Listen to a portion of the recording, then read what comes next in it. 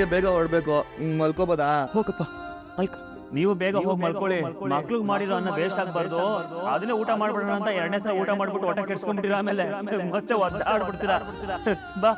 ಬಾರೋ ಹೆಣ್ಣೆ. ಅಯ್ಯೋ ಈ ರವಿಯೋ.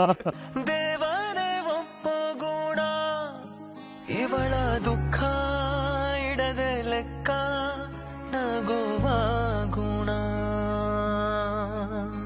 ತಪ್ಪಾದರೇನು ನನ್ನ ಕಂಡ ತಾನೇ ಅನ್ನುವುದೇ ತಾಯಿ ಗುಣ. ಸಾರ್ ಯಾರಪ್ಪ? ಬನ್ನಿ. ಸರ್ ನಿಮ್ಮ ಪಾರ್ಸಲ್ ಇದೆ. ನಾವು ಯಾರು ಬುಕ್ ಮಾಡಿಲ್ವಲ್ಲಪ್ಪ? ಸರ್ ಸೂರ್ಯ ಅನ್ನೋರು ಬುಕ್ ಮಾಡಿದ್ದಾರೆ ಸರ್. ಆಸೆ ಆಸೆ ಆಸೆ